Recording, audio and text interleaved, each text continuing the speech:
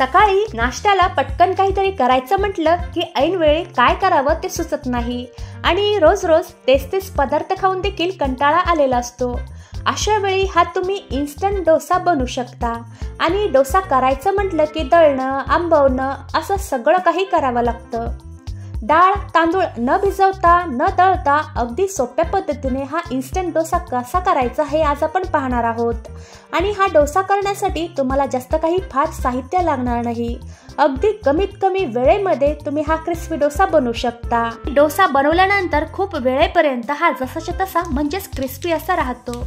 आणि सोबतच या डोसासोबत खाण्यासाठी मस्त अशी ओल्या नारळाची ऑथेंटिक चटणी देखील आज आपण पाहणार आहोत। तर नमस्कार, मी दीपा, किचन विथ दीपामध्ये तुम्हा सर्वांचं मनापासून खूप खूप स्वागत। आणि हा व्हिडिओ पाहताना तुम्हाला जर हा व्हिडिओ कोणत्याही क्षणी जर आवडला तर व्हिडिओला लाईक आणि जास्तीत जास्त शेअर करा। तर चला उशीर न करता हा इन्स्टंट डोसा कसा बनवायचा हे पाहूया। तर सर्वात अगोदर एक मोठ्या मिक्सरच्या भांड्यामध्ये या कपाने इथे मी 1 कप भरून तांदळाचं पीठ घेतलेलं आहे। आता हे रेशनच्या तांदळाचं पीठ आहे। आता जे मार्केटमध्ये तांदळाचं पीठ भेटतं ते देखील तुम्ही इथे वापरू शकता।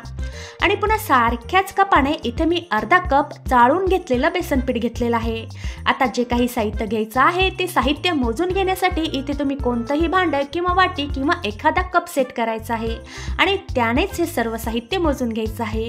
आणि पुन्हा सारख्याच कपाने इथे मी अर्धा कप फ्रेश घरचं असं दही घेतलेलं आहे। तर तुम्हाला इथे दही वापरायचं नसेल तर त्याच्याऐवजी इथे तुम्ही ताकाचा देखील वापर करू शकता।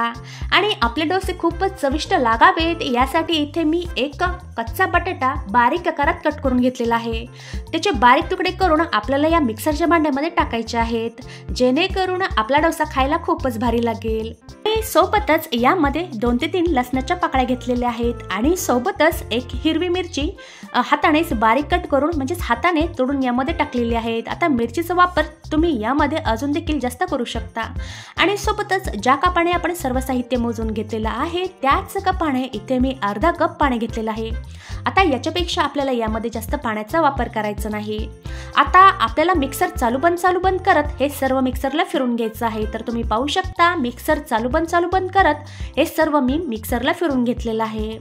आता तुम्ही याची कन्सिस्टन्सी पाहिलीच आहे। आता तुमचं डाळीचं पीठ कसं आहे म्हणजे कसं दळलेलं आहे किंवा तांदळाचं पीठ कसं दळलेलं आहे त्याच्या अंदाजानुसार इथे तुम्हाला पाण्याचं प्रमाण कमी जास्त लागू शकतं।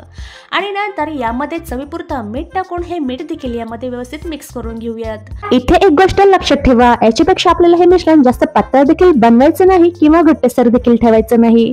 आता आपलं मिश्रण तयार झालेलं आहे। फक्त 2 मिनिटे चटणी बनवेपर्यंत आपण हे मिश्रण साईडला ठेवून देऊयात। आता इथे छोट्या मिक्सरच्या भांड्यामध्ये काही ओल्या नारळाचे काप घेतलेले आहेत। आता जेवढं ओलं नारळ घेतलेलं आहे तेवढ्याच प्रमाणात इथे भाजलेले शेंगदाणे घेतलेले आहेत। आता इथे तुम्ही शेंगदाण्याच्या ऐवजी इथे डाळव्याचा देखील वापर करू शकता। आणि सोबतच इथे मी 2 हिरव्या मिरच्या घेतलेल्या आहे। मिरचीचं प्रमाण तुम्ही कमी जास्त देखील करू शकता। आणि सोबतच अर्धा इंच आल्याचा तुकडा आणि सोबतच 3 ते 4 लसणाच्या पाकळ्या घेतलेल्या आहेत।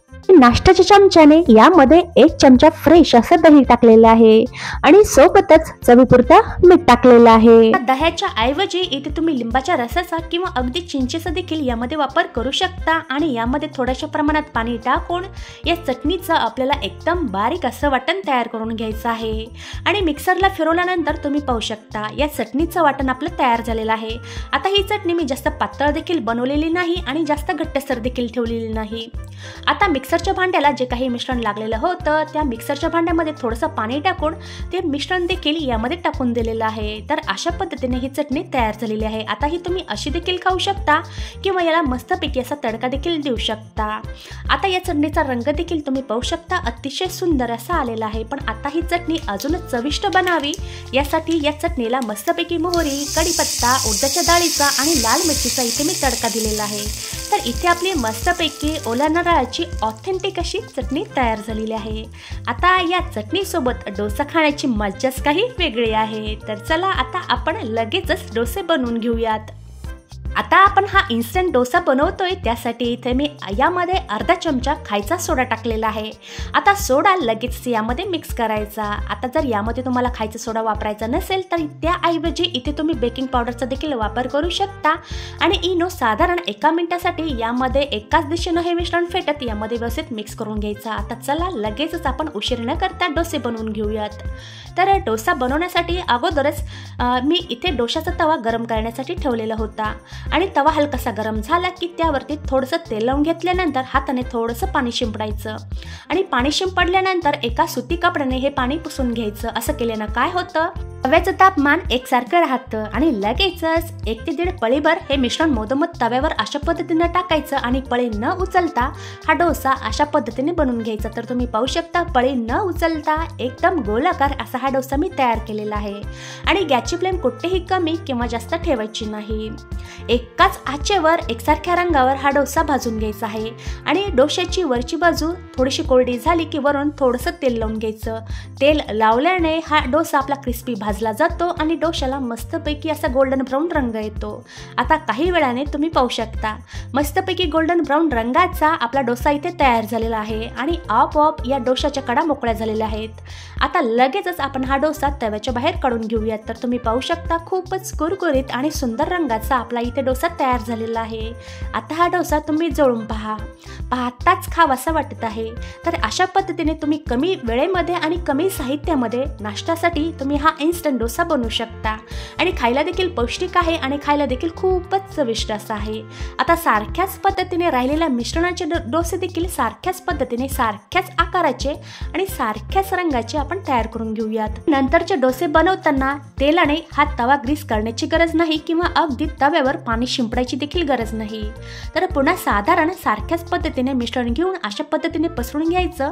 आणि डोसा हलकासा वरून कोरडा झाला की वरून तेल लावून घ्यायचं. मस्तपैकी गोल्डन ब्राऊन रंगावर हा डोसा तयार झाला. लगेचच हा डोसा आपण तव्याच्या बाहेर काढून घेऊया. तर तुम्ही डोसा पाहताच तुम्हाला समजत असेल की हा किती क्रिस्पी असा बनलेला आहे.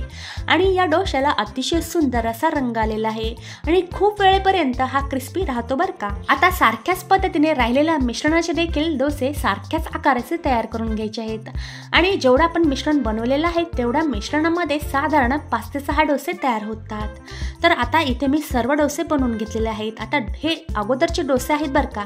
आता पहिले डोसे देखील तुम्ही पाहू शकता खूप वेळेपर्यंत असे क्रिस्पी राहिलेले आहेत. ते अजिबात नरम पडलेले नाहीत. या आवाजावरून तुम्हाला समजतच असेल. हे डोसे खायला खूपच भारी लागतात कारण यामध्ये आपण बटाट्याचा वापर केलेला आहे. आता एकदम अगोदरचा हा पहिला डोसा आहे, तुम्ही पाहू शकता अजूनही हा खूपच कुरकुरीत असा आहे. तर अशा पद्धतीने नाश्त्याला समजत नसेल की काय बनवायचं तर अशा पद्धतीने तुम्ही झटकीपट कुरकुरीत डोसे बनवू शकता. तर आजचा हा व्हिडिओ तुम्हाला नक्कीच आवडला असेल, मला आशा आहे. जर आजचा हा व्हिडिओ तुम्हाला आवडला असेल तर व्हिडिओला लाईक आणि जास्तीत जास्त शेअर करा. आणि तुम्ही माझ्या चॅनलवर नवीन असाल तर सबस्क्राईब करायला विसरू नका. सोबतच बाजूला असलेलं बेल आयकॉन देखील प्रेस करा जेणेकरून माझ्या येणाऱ्या नवीन व्हिडिओचं नोटिफिकेशन तुम्हाला भेटेल. तर भेटूया पुन्हा एका छानशा व्हिडिओ सोबत.